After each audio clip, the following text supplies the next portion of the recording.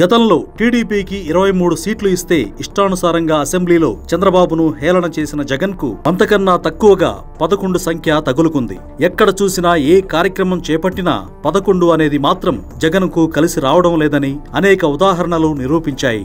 అయితే 11వ నెల అయిన నవంబర్ జగన్ కు పూర్తిగా అచ్చిరానట్లుగా తెలుస్తోంది. నవంబర్ లో జగన్ కు ఎదురైన ప్రతికూల పరిణామాలు. పవన్ నేరుగా ఇంకో 15 ఏళ్ల పాటు గెలవాలనే ఆలోచన మీకు వద్దని జగన్ ను విమర్శించడం. గూగుల్ ను ఏపీకి తీసుకురావడంలో కూటమి ప్రభుత్వం సాధించిన పెద్ద విజయం. దాంతో నారా లోకేష్ రాజకీయ ఇమేజ్ భారీగా పెరగడం. జగన్ 6 ఏళ్ల తర్వాత తొలిసారిగా సిబిఐ కోర్టుకు హాజరవడం. వివేక హత్య కేసు మళ్లీ విచారణకు రావడం. జగన్ మద్దతిచ్చిన జూబ్లీహిల్స్ ఎన్నికల్లో బీఆర్ఎస్ ఓడిపోవడం. తిరుమల లడ్డు పరకామణి కేసుల్లో జగన్ తప్పు చేసినట్లు తేలడం. సిఐఐ సమ్మిట్ భారీ విజయంతో 14 లక్షల కోట్ల పెట్టుబడులు రాష్ట్రానికి రావడం. అమరావతిలో 25 బ్యాంకులు, బీమా సంస్థలు, ప్రభుత్వ సంస్థల శంకుస్థాపనలు జరగడం. అన్నదాత సుఖీభవ 2వ విడత నిధులు రైతులకు జమ కావడం.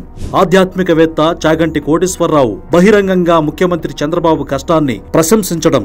తిరుమల అన్నదానం గతంలో కంటే ప్రస్తుతం చాలా బాగా ఉందని వైసీపీ నేత అంబటి రాంబాబే అంగీకరించడం. విశాఖలో డ్రగ్స్ సరఫరా కేసులో వైసీపీ నేత పట్టుబడడం. పలువురు వైసీపీ నేతలు వివిధ కేసుల్లో అరెస్టు కావడం. ఇలాంటివన్నీ చూస్తే నవంబర్ నెల జగన్ కు రాజకీయంగా, చట్టపరంగా, ప్రజాభిప్రాయం పరంగా ఒక్కటంటే ఒక్క మంచి వార్త కూడా లేకుండా గడిచింది. ఈ నవంబర్, ఈ 11వ నెల జగన్ కు పూర్తిగా ప్రతికూలంగా మారిపోయింది.